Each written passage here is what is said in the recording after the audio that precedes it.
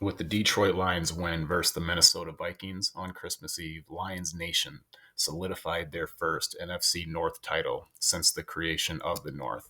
The last division title for Detroit was in 1993 when it was the NFC Central.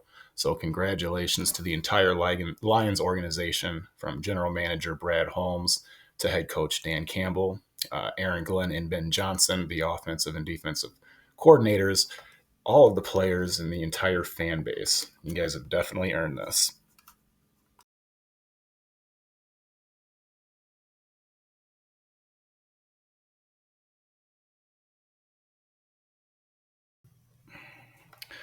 Now, with all that being said, these big cats are still hungry, and they definitely want to eat them some Cowboys meat. Now, sure, Dallas is going to score touchdowns, and I believe they keep upping the over under on this game. And as I record right now, it's Friday afternoon. Um, but I feel confident in our rush attack. The two-headed monster with Gibbs and Monty.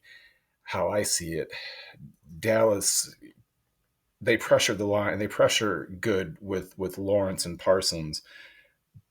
But if you look at how Buffalo just destroyed them, they ran James Cook right down the nose of that defense and away from Parsons in most plays. So I think with that same kind of game plan, it's going to frustrate them. It's going to draw them in. And that's going to allow Goff to use his play action that he does so well. Find St. Brown across the middle, Laporta down the seams. And in my opinion, I think he's going to hit JMO not once, but twice deep. Now let's go ahead. Let's take a look at how Detroit got to this point. A pivotal point in the changing of the seasons for the Detroit Lions and the entire pride. The first point that I want to make, guys, is the culture that is in Detroit and that Detroit football represents now. That is a culture of grit, grind, hard nosed football, or as many of you will remember, the kneecap, uh, biting kneecaps and shin bones and all that type shit, which made me love Dan Campbell even more than I already did. I loved Campbell back when he played for the Lions. That culture that he's built, that he brought in with Brad Holmes, Aaron Glenn, uh, Ben Johnson, the culture that they are putting out into the surrounding Detroit area that's reverberating throughout the NFL and the entire country, um, is that hard nosed football, that rush first, have weapons, play harder than you, play every second, play every down, know that every inch matters. Fundamentals first kind of football that Dan Campbell has brought to the Detroit area. And I think that's what we really needed. Being here in Michigan, on the west side of the state, Detroit is on the east side of the state. I've been a Lions fan for a long time, and I've always kind of wanted that. Uh, I like the years that they've had hard nosed, strong defenses. I was hoping for that when Matt Patricia came over, but we all remember how that went. But thank God for it, because we got Campbell after him. So, but yeah, that culture extends into the community, and when it does that, and people buy into that culture, that's going to make that team a lot of money. If in ticket sales, I mean, if you look at their season so far, I think they've sold out all but two of their home games. And they're going to have more primetime shows next year, because they've had four this year, and they're 4-0 in primetime. So that's another thing. They know how to play in the spotlight. They know how to play when everyone's watching. So that culture, I think, is really important. And how that extends into the community, and the community buying into that culture, I think, is even more so important.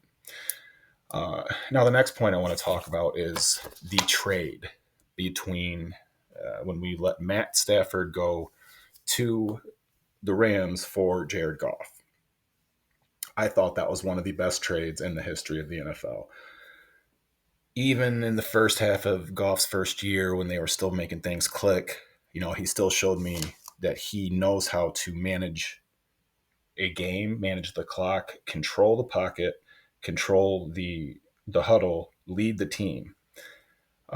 Different style from what he was used to with Sean McVay. So it took him, he had some growing pains, but he caught on, man. And Goff he was early year MVP, candidate, which that changes early and often, even late and often, as it's still changing now. Um, but that trade couldn't have worked out better for both teams. I'm extremely happy that the Rams, got themselves a ring and Stafford got himself a ring. He deserves it. And and it's funny because I've been predicting this now for about 3 weeks that I think Detroit and Los Angeles Rams will play each other in the playoffs. I think that'll be a wild card weekend game. Um, I don't know. It's going to be interesting too because if San Francisco loses to Los Angeles in Week 18, then that opens the door for Detroit to possibly a number one seed if Detroit can beat Dallas. So there's a lot of scenarios still out there. But my point is that trade was something that was great for this team and this culture and this community and got us to where we are now. Goff's a game manager who can dissect defenses and make accurate passes. Um, yeah, so I like how those cards fell, and then also gave us some first round draft picks, which leads me right into my next point of this is Detroit has been drafting like absolute bosses since the Aaron Glenn, I'm sorry, the Brad Holmes, regime took over. We can go all the way back to, let's go back to the 2021 draft where we got Penei Sewell, Aleem McNeil, and Malafanu, and Amon-Ra St. Brown. Okay, those are four still high producing players for the Lions. Less McNeil right now because he's injured. But then let's go to the 22 draft class, and of course we got Hutch at number 1 and JMO at number 12. But we also got Kirby Joseph, and Kirby Joseph had a 2 interception game last week against Minnesota. James Houston and Malcolm Rodriguez, so a real defensive heavy draft class right there that explained a lot of the weaknesses in the early part of the year last year, but also explains why we're coming together now. We're injury ridden in the secondary, but hey, everyone goes through that. Shout out to Cleveland and what they're going through. They're on their 4th starting quarterback of the season and just clinched a playoff spot with their win last night. So congratulations to them. I like the Browns team. I like that organization. But then let's get back into this year's draft, where we have the stud of all studs, and in my opinion, one of the rookies of the year, probably more so than, well, Stroud would have had it, but he's injured. But Jahmyr Gibbs. And then we got Sam Laporta, Brian Beach. Brian Branch. We got a really good class there. Jack Campbell, too, who's shown signs of real strength. He's one of the leading tacklers on the team. But that Laporta, Gibbs, and Branch trio they picked up has been absolutely incredible.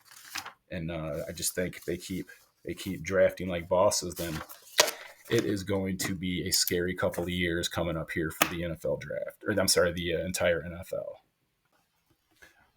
Now, the next point I want to make is that Detroit is starting to get really healthy here at the right time.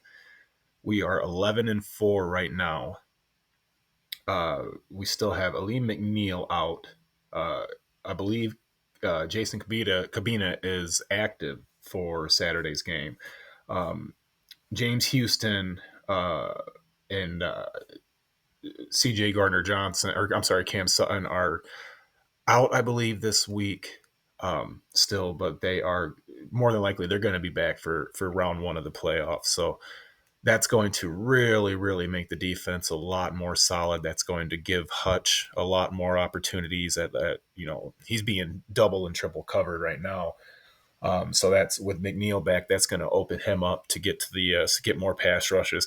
An amazing thing about Hutch is he is double or triple teamed on 98% of the plays that he's in on, and he still has the most quarterback pressures in the league.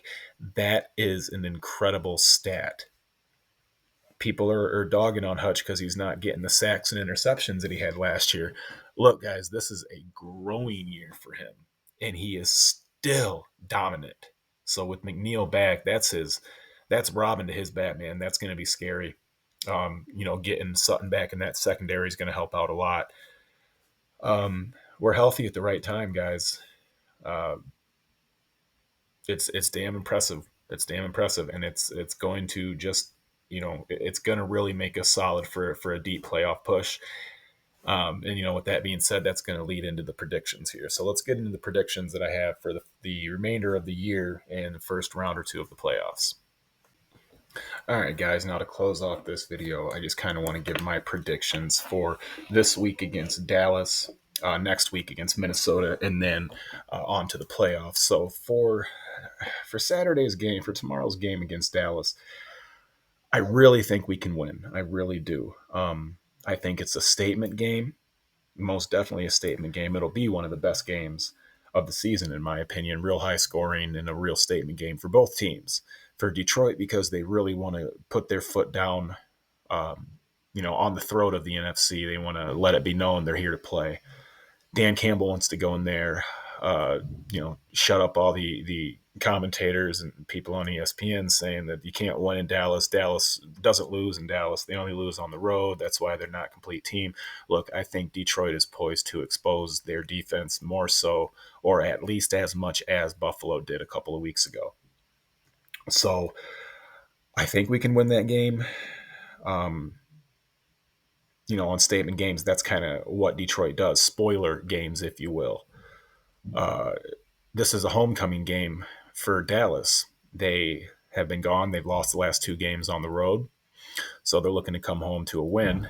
Uh, and I think Dan Campbell's going to treat this like the ruining of the coronation for the Chiefs raising their banner in Week 1 when he went into Kansas City in a statement game, first game of the season against the world's Super Bowl champs, and won that game. So I think Dan Campbell's preparing his team much like that. Uh, for this week. So I'm hoping for a win. I think it's possible. I think it'll be less than what Vegas says. They're giving Dallas 6 points. I think that's outrageous. I think it should be 2.5 to Dallas, but I think Detroit can win. If they do, I think next week then they'll play all starters against Minnesota.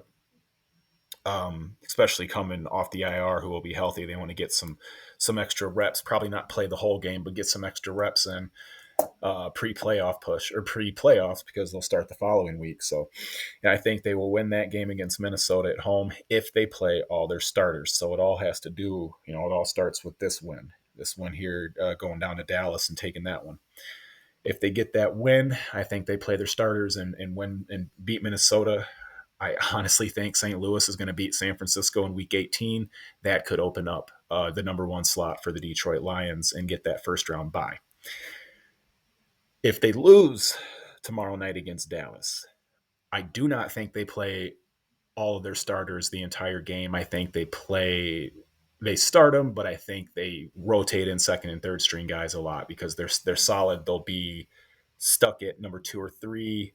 It's not so much positioning for home field. They will have home field in the first round.